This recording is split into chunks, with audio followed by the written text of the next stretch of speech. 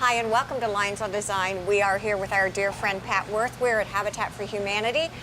Unbelievable. People coming and going. It's the summer and there are visitors galore. Visitors here all the time, coming from all over the country and then taking things home with them when they leave, and we love it. It's really fun. We were talking as we got ready to do the show, you know, what do we do about people walking?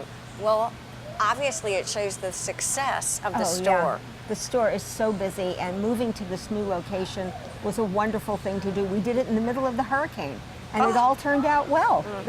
Well, we had fun. I tell you, every time I come, we had a few minutes of time to kill today, so I got to go around and go shopping. And the things that you have are really amazing. One of the things that I found interesting was it looks to me like if things don't sell pretty rapidly, then you shift the pricing to sell.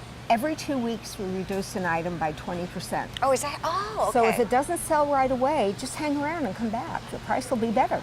And what we're going to do today that's going to be kind of fun is we're going to talk to one of your volunteers. Actually, you say she's a godsend. She is your oldest She's volunteer. our longest volunteer. She has been here from the beginning, and we're so grateful to have her. You said even before you came as the executive director. She's been here longer than I've been here, yeah, and that's a long time. Well, let's talk about some of the houses that you are building now, because you're pretty proud of what's going on. We are so thrilled. At the Glen, we have 13 houses either up or under construction, 6 more under construction, and the town of Hilton Head has our plans for phase 2, which we hope will have 19 more houses. Talk to me a little bit about how you do those. Do you do one at a time, or do you now do them in groups? Sometimes we do more than one. We'll have one started, it'll get pretty far along, and then we'll start another one, because we want the families to get in there as soon as possible. And, you know, it's a challenge for them because they have to do sweat equity. If there's a single head of household, it's 300 hours. Okay. If there are 2 more adults in the family, it's 400 hours. Wow. So it's a challenge for them to have a full-time job, sometimes a part-time job, a couple of kids, and they get their hours done, or they don't move in, and they all get their hours done. What are some of the things that people love to do? Do they help with painting, or what are some of the things that they help with? It depends on the family. We have one family right now where there's a husband and a wife, and she's pregnant. Okay. So she's painting. Okay. He's hammering. Okay. You know, they divide up what they like. Everybody can paint, but the carpentry skills are a challenge for some people. But they all try. They all do. They get there. They have to do 40 hours at least on their own house. Okay. And so they have to find something they can do, and they all do it. Let me ask you a question about plans. When you come into a Habitat house, are there different floor plans? Yes. Or okay. For 3 bedrooms, we have 2 different floor plans, and we have different front elevations. So the houses don't all look the same. We don't want it to be cookie cutter.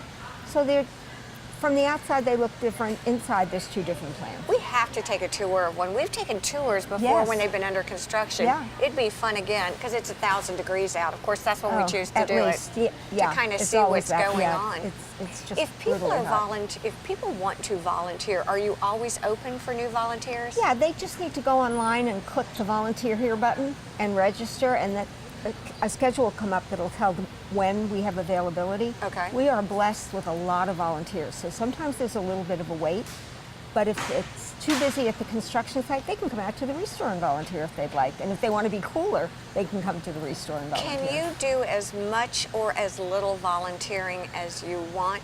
You can come every day or one day, and we're grateful for whatever you can give us. What are the biggest challenges you face, and what are some of the most fun things that you do as the executive director? See, don't you love when I ask you the hard questions? I'll tell you the most fun thing. One of our homeowners came in today to make sure we got her mortgage payment. Okay. She comes every month to make sure her mortgage payment got there on time. She's very conscientious. And when she was there, I said, "What's up? How are the kids?" And she had a funny look on her face, and she said her daughter had just graduated from college with honors. That's the most fun thing I hear. It's the most fun part, to see a family succeed. Oh my gosh. I tell you what, we're going to exchange microphones now and let Miss Volunteer come and talk to us. I'm really excited about this. Stay with us for a sec. We are back here on Lines on Design, and we have been joined by what I hear is Mama Kelly. Jerry Kelly. Yes, indeed. And I'll tell you, as you walk around the Habitat for Humanity store and you talk to people, your kindness, your generosity, your volunteer spirit, your heart, and your soul are really what we hear from about everyone. Thank you. It's really true. And I told Pat it was fun we could talk about you before you got here, so that's all good.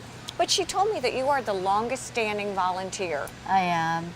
It'll be 15 years at the end of October when we celebrate our 15th year anniversary. I'd like to know what makes a good volunteer here, and then a little bit about your background, because what you did, what you've done sort of pulls you right into where you are today. Right. What makes a good volunteer is, I think, if you have a passion for what you're doing. And they always say if a volunteer is happy, then they stay where they're volunteering. If they're not happy, they don't. They don't. Now, I will say there are about more than a half a dozen that are originals. Oh, are there really? Yes, I've been counting. I have an original picture Well, that's neat. of all the volunteers when we first began. Were you all volunteering in this store or No, doing other no. things? So No, what are no. some of the things that you've done that have been fun? Some of the things I've done, this is, Habitat is the first volunteer things. No, not the first. I volunteer at my church. Okay. And I'm very, very big into that. I do a lot of things. I read to little children for 10 years. I love reading to little children. And I'm a lector at church. I visit the homebound. That's me. Yes, it is. That's just me. But what made me want to do Habitat for Humanity is that I used to work for the poor in the third world. And what does that look like? What did that mean? Oh, God. I've been to the island of Jamaica. I've been to Haiti. And I've walked on the garbage dumps where people live, actually, where the hurricane took place in Haiti. I've been to Guatemala. I've been to a lot of places.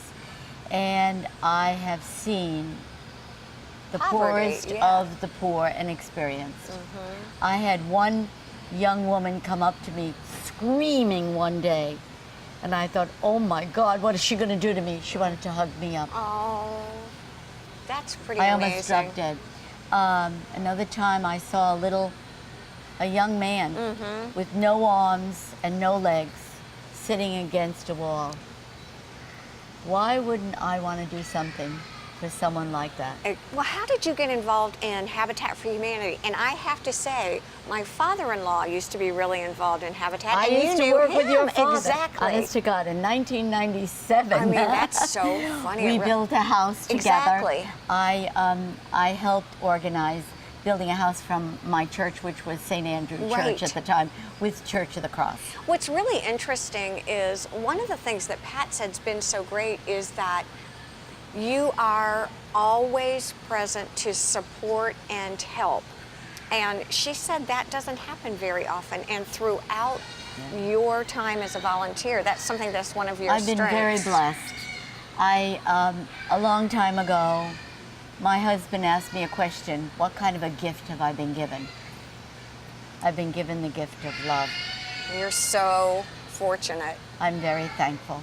Now, what's it been like for you to have experienced Habitat for Humanity here from the inception? And now you have this incredible space. Are you ready for this? I feel like I can breathe in this place. I was just going to say, do you really? I feel like I can breathe. Well, for years I used to jump over couches and chairs and to get exactly. things. Yeah, well, you seriously. have to laugh. Right before we went on, she's over there going, I think we're selling some cabinets right now. How does that work? How do you all set things out? Do you have method to your madness? Well, we do. And Jonathan is an extremely wonderful. I've been through quite a few managers. Yes. Jonathan is the best.